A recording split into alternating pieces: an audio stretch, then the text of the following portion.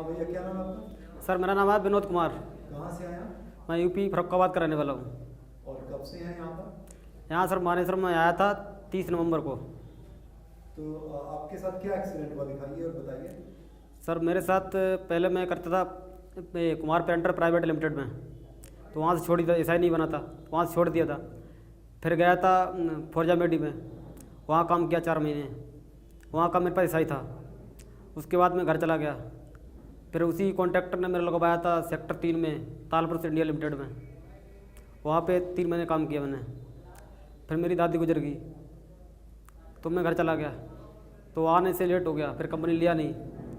फिर मैं घूमता रहा IMT में, नौकरी नहीं मिली। फिर मैं यहाँ टुकाई इंजीनियरिंग प्राइवेट लिमिटेड में 1 तारीख को यानी कि 1 अक्टूबर को भर्ती हुआ था सेक्टर 2 में।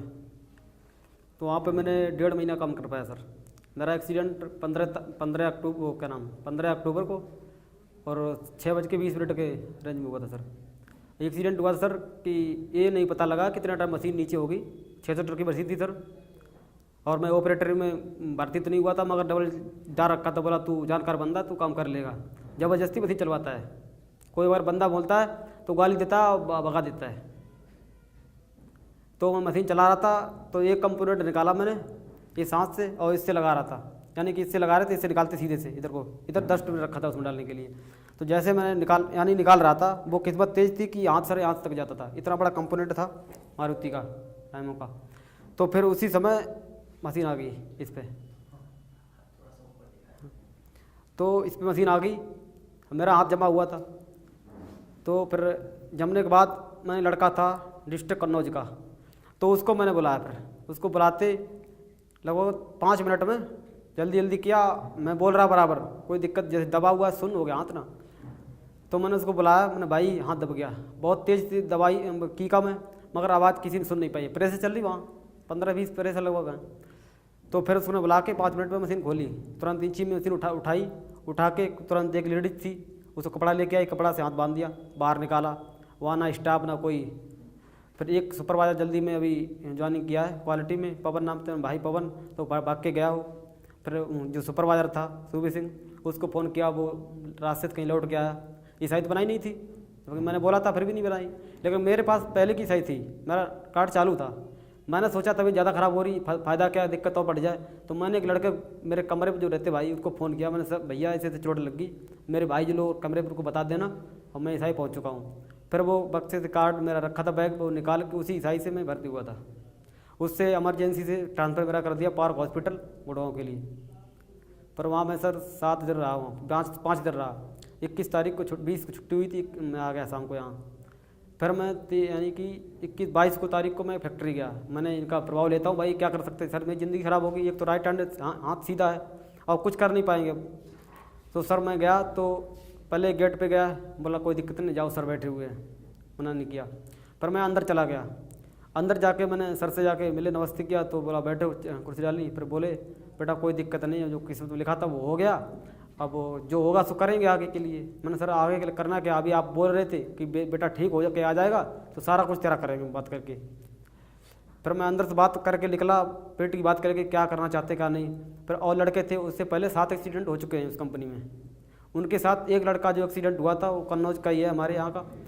तो सर वही टिका हुआ है, क्योंकि उसके कागज़ कंप्लीट हैं, जो भी होंगे सर उसको निकाल नहीं सकते हैं। और लड़के जो 6 लड़के थे उससे पहले एक्सीडेंट हुआ, उनको सर परमानेंट तो कहीं नहीं किया, लेकिन बोला रखेंगे, जो भी पैसा दिया नहीं कुछ भी, बोला रखेंगे बेटा, टेंशन में कुछ मत करो। उन्होंने कुछ किया नहीं, तो उनको रखे 1 महीना 2 महीने बाद निकाल दिया। अब बाद में क्या कर सकते हैं हम, कुछ भी नहीं। उसके बाद सर तो फिर लड़कों ने बताया, हमारे डिस्ट्रिक्ट फिरोजाबाद के हैं, उन्होंने बताया हमारी कास्ट के यादव के हैं सर।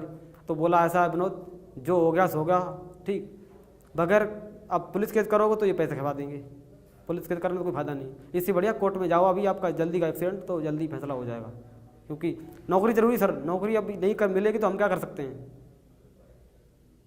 तो ये बात सर होने के बाद फिर मैं कंपनी गया नहीं, वहाँ से आया। फिर मैंने शनि 22 तारीख को मैंने सोचा मालिक भी ऐसे ही है, बात पढ़ाता रहता है, कुछ करने वाला तो है नहीं। अब 3 उंगली कट चुकी, जो मेन थी वो तो कट गई, इससे हम क्या कर सकते सर बताओ। तो ये बात उससे पहले भी फ़ोन किया, ठेकेदार ने बोला बेटा विनोद अगर पैसे नहीं हैं तो पैसे मैं लेके आ जाऊँगा संडे को, शनिवार को चोट लगी थी। मैंने ठीक है पैसे ले जाके, हाँ खर्चा तो भाई साथ में रहते हैं, खर्चा तो होना ही होना है। पैसे लेके जब तक मैं आया नहीं तब तक पैसे लेके भी नहीं किसी को भेजा। मैंने अपने भाई का साला है उसको, भाई को फ़ोन किया, तब वो 5,000 रुपये लेके अपने पास पहुंचा मेरे पास।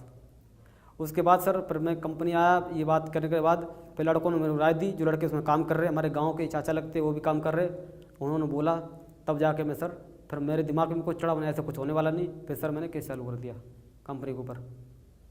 तो ईएसआई में जब आप गए हाँ सर, ईएसआई में डायरेक्ट गया, प्राइवेट गाड़ी जो उनके पास खड़ी थी, किसी और की पता नहीं सर, उससे वो मैनेजर ने मेरे को भेजा, तो उससे जाके ईएसआई मांगी, मगर उससे पहले मेरा गंभीर चोट थी सर, उससे पहले ही उन्होंने जाके लेटा दिया, लेटा के और सर फिर पट्टी टी कर दी इंजेक्शन लगा के, फिर बैठ गया, फिर मेरा नाम पूछा, एड्रेस सारा पूछ के कागज़ कंप्लीट किए। मैंने बता दिया सर, जो उन्होंने डुप्लीकेट एसआई निकाल दी मेरे नाम से, गलत एसआई निकालती, नया नंबर चालू होता नहीं, उससे उन्होंने मना कर दिया। बोला बेटा तेरे पास है तो बता दे, तेरे को तुरंत दिक्कत ज़्यादा बढ़ रही, इतना पैसा तो मेरे पास है नहीं प्राइवेट का, अगर प्राइवेट नाम लो, मैंने रोको लेटर नाम लिया तो मना कर दिया मैनेजर ने कि हाँ कुछ नहीं हो पाएगा। मैं ठीक नहीं हो पाएगा। फिर मैं गंभीर हालत ख़राब हो रही, तो मैं भाई को फ़ोन किया, तो वो ईसाई कार्ड लेके पहुंचा, उसी ईसाई से मेरा रेफ़र किया गया, उसी से सर इलाज हुआ। फिर पुराने नंबर से इन्होंने, फिर मैं बाद में लड़ गया ईसाई के लिए, तब इन्होंने पुराना नंबर मेरा ईसाई निकाल दिया। अच्छा, हाँ तो सर। आपको ईएसआई में इलाज करवाने में क्या दिक्कतें आई? नहीं सर, दिक्कत कुछ नहीं आई। पहले तो दिक्कत की 6 बजे तो ईसाई डॉक्टर चले जाते हैं, 5:30 बजे, 6 बजे बाद कोई रहता नहीं है, इमरजेंसी चालू रहती है। इमरजेंसी में तो यही होता कि अब बंदा जो सीरियस है पट्टी आते हैं रेफ़र कर देते हैं, अगर दिन में होता तो वही ट्रीटमेंट भर्ती कर लेते मेरे को सर। तो 6 बजे के बाद हुआ एक्सीडेंट, 6 6:30 के बीच में, तो यहाँ तक आने में 6:30 बज के, उसके बाद रेफ़र करने के बाद गुड़गांव भेज दिया।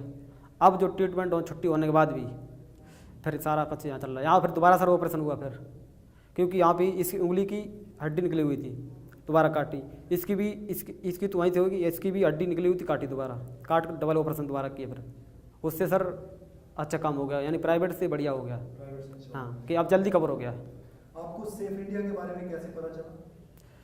सर इसके सेफ इंडिया के बारे में राम बाबू सर मेरे को, यानी फर्स्ट दिन मैं गया था, तो साइड में दीवार पर बैठे हुए थे, तो मेरे को जब पट्टी निकला तो मेरे को बाहर से बुलाया, भाई नमस्ते, क्या नमस्ते ले हमारी, नमस्कार सर।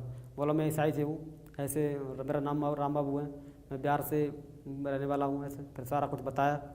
वो पिछली बार जो हुआ था प्रोग्राम, उसको मैं दिल्ली चला गया था सर, आ नहीं पाया, फिर मैंने फ़ोन पे दूसरे दिन बताया था, फिर मेरे को बताया कि 6 तारीख प्रोग्राम। मैं ठीक, अगली बार 6 तारीख को पक्का आऊँगा।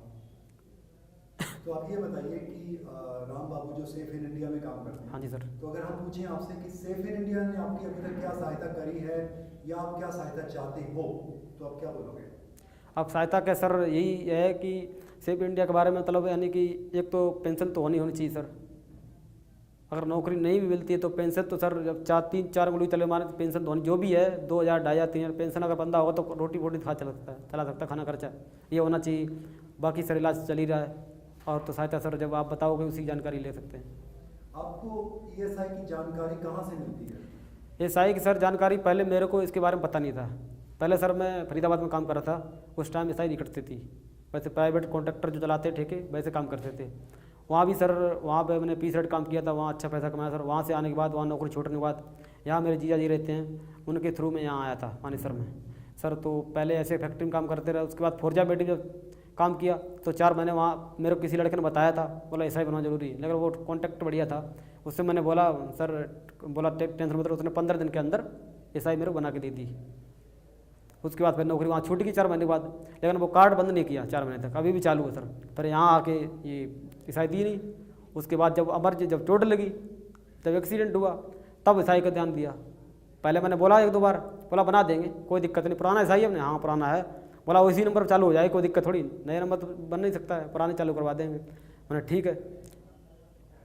और उसके बाद जब मेरे ज्वाइनिंग लिया 1 तारीख को, तो उसमें जो ईसाई बनाया उसमें 2 तारीख दिखा रहे ज्वाइनिंग, 2 तारीख दिखा रहे। मैंने बोला भी है, मैंने 1 तारीख को 12 हो रही, मैं उसी दिन भर्ती हुआ था, तो बोला नहीं कोई दिक्कत नहीं, 1 तारीख से कुछ नहीं होता है, ठीक है।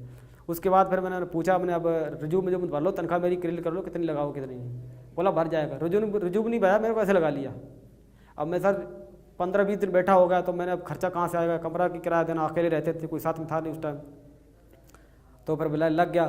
फिर मैंने सैलरी स्लिप मांगी, बोला सैलरी मिलेगी तब। मेरे को भर्ती किया था, बोला 10 या 15 के बीच में सैलरी हो जाती है, फिर सैलरी होती है 25 तक 28 तक पूरा महीना निकाल, ओवर टाइम 3 महीना रोक के देती है।